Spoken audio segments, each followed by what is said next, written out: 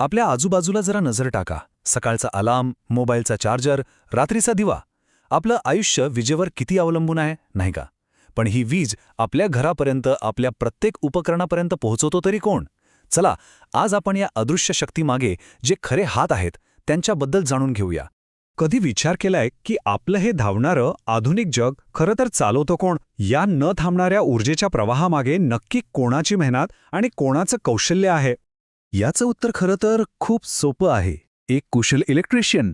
हो, हेच ते व्यावसायिक आहेत जे आपल्या जगात ऊर्जा भरण्याचं इतकं महत्त्वाचं काम करतात.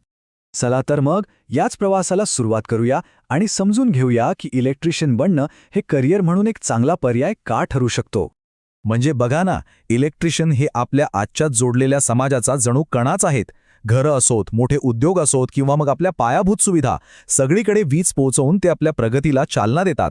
त्यांच्याशिवाय खरं तर आधुनिक जीवनाची कल्पनाही करता येणार नाही. ठीक आहे, मग या क्षेत्रात एक प्रामाणिक व्यावसायिक बनायचं तर नक्की कसं?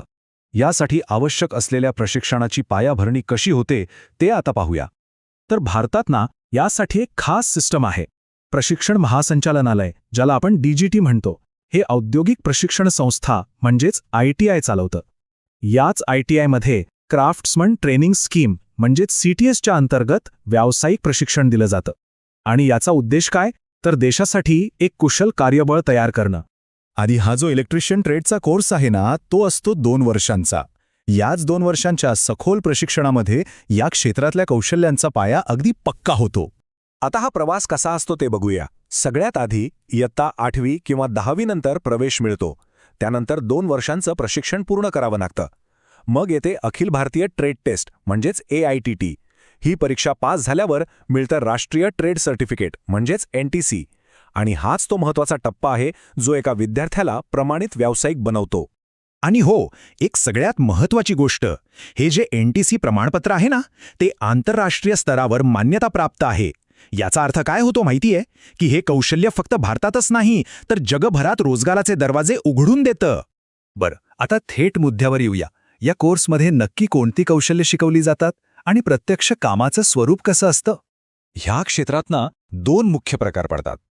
पहिला आहे इलेक्ट्रिशियन जनरल. हे काय करतात तर घरं, कारखाने आणि पॉवर हाऊसमध्ये संपूर्ण इलेक्ट्रिकल सिस्टीम बसवतात, तिची देखभाल करतात. आणि दुसरे आहेत इलेक्ट्रिशियन फिटर. हे मोटर, ट्रान्सफॉर्मर किंवा स्विच गिअरसारख्या विशिष्ट उपकरणांची जुळवणी आणि चाचणी करतात. म्हणजे एक अख्ख्या सिस्टीमवर काम करतो, तर दुसरा त्याच्या महत्त्वाच्या भागांवर. एका इलेक्ट्रिशियनचा दिवस कसा असतो? कामात खूप व्हरायटी असते. कधी नवीन वायरिंग आणि फिक्स्चर बसवावे लागतात, तर कधी मोटर किंवा ट्रान्सफॉर्मरची देखभाल करावी लागते. इतकंच नाही तर तांत्रिक आकृत्या वाचण्यापासून ते इलेक्ट्रिकल सिस्टममधला दोष शोधून तो दुरुस्त करण्यापर्यंत अनेक जबाबदाऱ्या असतात. हे सगळं करतानाच पुस्तकातलं ज्ञान आणि प्रत्यक्ष कामाचा अनुभव यांचा खरा मिलाप होतो.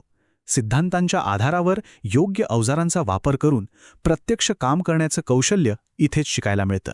म्हणजे हे प्रशिक्षण फक्त हातातलं काम नाही शिकवत, तर त्यासोबत व्यावसायिक ज्ञान, कोणतीही समस्या सोडवण्याची क्षमता, चुका दुरुस्त करण्याची वृत्ती आणि केलेल्या कामाची अचूक नोंद कशी ठेवायची यासारख्या अनेक महत्त्वाच्या गोष्टी शिकायला मिळतात. यामुळे एक परिपूर्ण व्यावसायिक तयार होतो. चला आता सगळ्यात इंटरेस्टिंग भागाकडे वळूया. हे सगळं शिकल्यानंतर एका प्रमाणित इलेक्ट्रिशियनसाठी करिअरच्या कोणत्या संधी उपलब्ध आहेत? भविष्य काय आहे या क्षेत्रात?